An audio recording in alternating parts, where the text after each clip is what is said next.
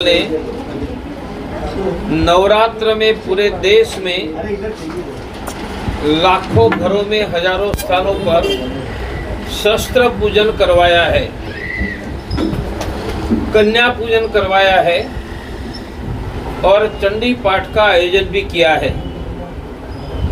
शस्त्र पूजन के आधार पर यह हिंदू वीर है, उनको हम मिलकर विजेता बनाएंगे। इसलिए धीरे धीरे करोड़ों घरों में शस्त्र पूजन आगे बढ़ेगा और वीर हिंदू विजेता हिंदू बनेगा। कन्या पूजन के आधार पर वेदोक्त दुर्गा मैया की पूजा की परंपरा कम ज्यादा मात्रा में आज भी चालू है, उनको व्यापक कर रहे हैं। उनसे हमारी धर्म की परंपरा भी आगे बढ़ेगी और महिलाओं के प्रति सम्मान और महिला सुरक्षा का सामाजिक उत्तरदायित्व बढ़ेगा। दिवाली आ रही है, हम 4-5 दिन के बाद घरों घरों से पुराने अच्छे कपड़े एकत्रित करने जा रहे हैं। कपड़े एकत्रित करके उनके उम्र के आधार पर विभाजन सॉर्टिंग करेंगे और गरीबों को कपड़ा का भी वितरण करेंगे और साथ में जितना संभव है गरीब बच्चों को मिठाई देंगे। पिछले वर्ष अहमदाबाद में 1 लाख कपड़ों का हमने मॉल लगाया था और यह 1 लाख कपड़े के मॉल में एंट्री में से कहा था कि अंदर जाओ, कोई भी 2 कपड़े सिलेक्ट करके निकलो। एग्जिट एक ही थी ताकि हर एक व्यक्ति 2 कपड़े ले जाए तो ज़्यादा से ज़्यादा को लोगों को कपड़े मिले। इस वर्ष भी हम निःशुल्क मुफ्त में ऐसे कपड़े के मॉल लगाएंगे और यह देश के अपने ही बंधुओं को कपड़े देंगे। बहुत कुछ आपको मोदी आरएसएस प्रमुख मोहन भागवत से आप किस विषय पर बात हुई थी? प्रवीण तोगड़िया ओवैसी को नहीं मिल सकता है परंतु कोई भी हिंदू को मिलना नहीं, मिलकर गले लगा सकता है। तो मोहन जी भागवत तो 100 वर्ष पुराने संगठन के प्रमुख हैं, उनको मिलना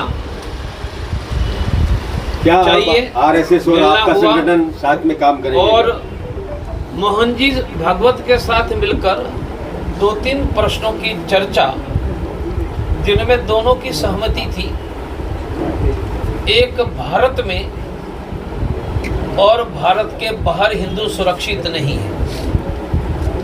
भारत में मणिपुर हिंदू बहुल शरणार्थी शिविर में कश्मीर के हिंदू बस नहीं पाए हैं। कलैया का गला काटा, उमेश कोल्हे को मारा। बांग्लादेश में 3 दिन पहले दुर्गा पूजा के मंडप उखाड़ जला दिए। इंग्लैंड में भी हिंदुओं पर हमले, अमेरिका में, कनाडा में। तो उनकी एक चर्चा हुई और इजराइल के मुद्दे पर दुनिया के सभी मुसलमान उनके फिरके एक हो जाते हैं। उनमें भी 82 फिरके हैं, शिया से सुन्नी लेकर। तो हिंदुओं के लिए हमारे यहाँ स्थानिक छोटे बड़े जितने भी संगठन हैं, वह अपना संगठन अस्तित्व अलग रखते हुए हिंदू हितों के लिए एक होकर आवाज उठाते हैं। तो जैसे पैलेस्टाइन के लिए लंदन में 10 लाख मुसलमान निकलते हैं, तो बांग्लादेश के लिए मुंबई में 10 लाख हिंदू क्यों नहीं निकले? भारत माता की जय। दूसरा मुद्दा था कि मुसलमानों की बढ़ती हुई जनसंख्या खतरा का लाल सिग्नल है, अलार्मिंग बेल है। तो 3 रास्ते हैं। जनसंख्या नियंत्रण का कानून बने, कॉमन सिविल कोड आए और बांग्लादेशी घुसपैठियों को भगाए ये तीनों विचार मेरे भी थे, मोहन जी भागवत के भी थे, और अन्य छोटे भी देश में जितने संगठन है, सबको मिलकर हम देश में एक बार फिर से हिंदुत्व की आवाज़ प्रचंड करेंगे। यह करने में किसी भी हिंदुओं के साथ चलना पड़ेंगे तो चलेंगे, और किसी भी हिंदू के पीछे चलना पड़ेंगे तो पीछे चलने के लिए भी तैयार। सिर्फ साथ चलने की बात नहीं है, पीछे भी हिंदू का विजय होना चाहिए, हिंदू ही आगे। इतनी चर्चा हुई, फिर से भी मिलेंगे।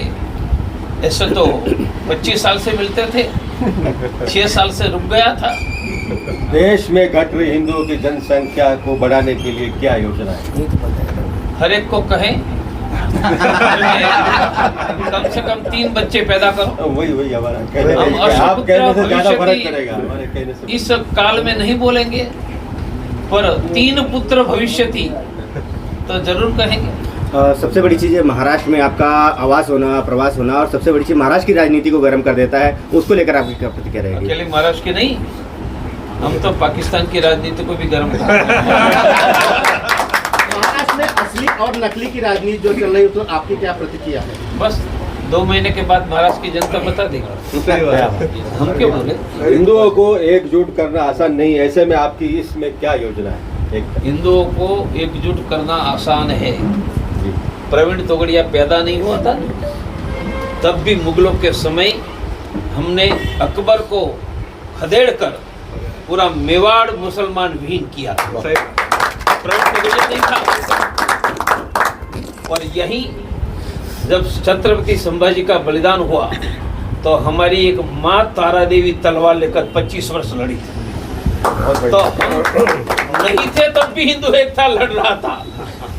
तारा देवी को कौन कहने गया था कि उठाओ तलवार? 25 साल लड़ी थी मुगलों से।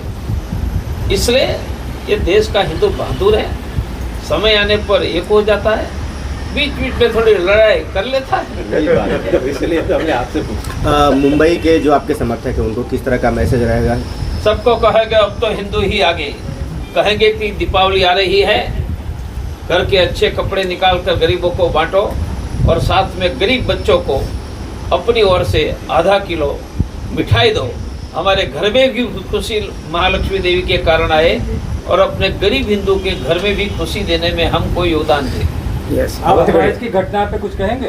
बहराइच की घटना पे अभी जो 3 दिन पहले बहराइच की घटना हुई है, बहुत बुरी घटना हुई। कल मुझे पता नहीं मुझे। बहराइच में क्या हुआ, ये जुलूस निकाला गया और वो झंडा था, नवरात्रि का झंडा था, उसको मुसलमान लोग टेरेस से खींच लिया और फेंक दिया। ऐसा कुछ बहुत गोली मर गया, 22 गोली मारी गई, हिंदू बच्चे को 22 गोली मारी। इस एरिया में था इसलिए, और कल न्यूज़पेपर बंद थे। हाँ, तो आपको शायद नहीं आया होगा। तो यही है, बहुत बुरी घटना हुई हिंदू है। खतरे में है। हाँ, और यदि बहराइच कौन सी भूमि है आपको पता है? मोहम्मद गजनी का भतीजा, उसका नाम मसूद था, सालार मसूद। वो गजनी के बाद 1 लाख की सेना लेकर भारत लूटने आया था। उनको बहराइच के मैदान में महाराजा सोहलदेव ने रोका था, और सिर्फ रोका नहीं था, 1 लाख की सेना को काट डाला था। आज वहाँ हमारा झंडा छिन रहा है, हमारा बेटा मारा जा रहा है। तो स्थिति बहुत बुरी हो गई है। स्थिति बहुत बुरी हो गई है, मुझे पता है। मैं बहराइच में अभी जनवरी में भी जाकर आया। इससे स्थिति बुरी है। हिंदुओं जागो, वरना फिर हमारा बेटा का भी कन्हैया हो जाएगा। क्या आप आरएसएस और अंतर्राष्ट्रीय हिंदू परिषद साथ में काम करेंगे आगे? मैंने कहा हिंदू हितों के लिए किसी के भी साथ, और जरूर पड़े तो पीछे चलकर भी काम करने के लिए तैयार है। आप आगे पीछे का नहीं है, हिंदुओं का है। तो हिंदुओं के लिए आपके पीछे चलना पड़ा, कौन सा गलत है भाई?